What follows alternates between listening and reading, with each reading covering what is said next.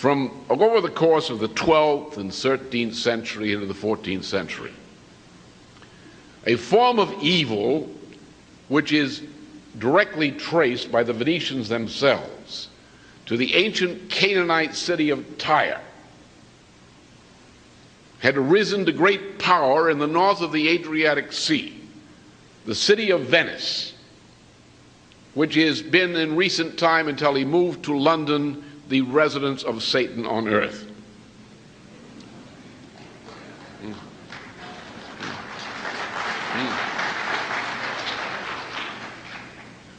These people, great power.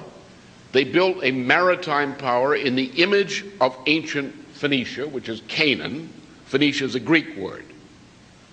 The people of that region were called the Canaanites. And the center of evil was Tyre. Tyre was destroyed by a great man, Alexander the Great. But the principle of Tyre lived on. And it came through the Roman Empire, it came to reside in Venice. And from about 800 AD on, Venice was an increasing power in the Mediterranean and became a great sea power, which became a dictatorship over the Mediterranean over the period from the course of the 12th century into the beginning of the 13th century with the so-called Fourth Crusade. And I can tell you all the Crusades were frauds. They were all run by the Venetians. Nothing to do with Christianity, they had to do with something else. The Fourth Crusade was organized by Venice to conquer and loot Byzantium, which is its major competitor. And the Latin Empire in Byzantium was set up from 1204 to 1261, when a fellow called Michael Palaeologus overthrew it on behalf of the Greeks. But Venice became a great looting power. It crushed every element of civilization. It imposed evil cults. It spread the cult of Aristotle throughout the Mediterranean and other cults. It looted everything. It imposed its debt every place. It manipulated nations into making war on one another. They weren't real nations, but they were whatever passed for at that time. They plunged Europe into war and usury and looting and bestiality and cruelty. And nothing could seem to stop it. The political institutions of Europe collapsed at about 1250, or over the period 1250 to 1267, in a series of wars. A leading figure of the late 13th century and early 14th century, Dante Alighieri, typified those who fought desperately to save civilization from this pestilence of Venice and the Venetians' Mongol allies, who are attacking Europe from the west, or from the east. Venice's power grew. Dante was probably murdered by the Venetians after a trip into Venice and its area. The ideas of Dante lived on through various networks. Not only Dante, but there were great Franciscans and others who continued the tradition, the Augustinian tradition, and developed it then as before.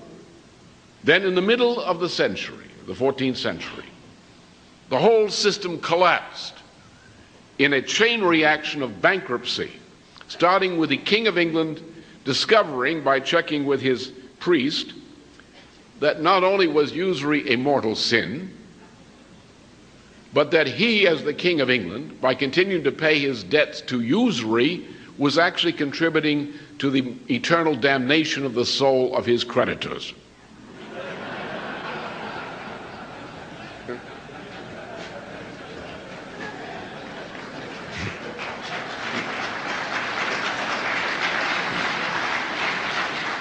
So the King of England repudiated his debts to the houses of Bardi and Peruzzi, which were Florentine-based, but they were key bankers of the period, who had looted every part of Europe through this bank. It's very much like the IMF conditionalities today. As a matter of fact, the IMF conditionalities are a repetition, a continuation of the Venetian tradition. They are evil. The people who run the IMF are evil. The bureaucrats of the IMF as a collectivity are purely evil. They are mass murderers. So these people were crushed, and their political power was crushed by their bankruptcy. There's an analogy today. I'm not Plutarch, and I'm not a priest of the cult of Apollo. as he was. But comparisons are sometimes permitted. Today, as then, in the middle of the 14th century, the new Venetian Empire, which is the British Empire, or the Anglo-Dutch Empire, or whatever you want to call it, it's the same thing, is based on financial power. All finance and monetary systems today are divorced entirely from trade and production. They're engaged in pure speculation, in usury, debt as a form of usury, the looting of countries, of whole regions of the world. The power of the ruling oligarchy, which are like Venetian families, Ford Foundation, this foundation, that foundation. This is what runs the United States, not the government. This is what runs the world, not the governments. The governments are run by these powerful families and their oligarchical connections, who control the Washington Post. They control the New York Times. They control the 3 TV networks. They control Jane Fonda. She might not admit it, but she's a real right-wing fascist, that Jane.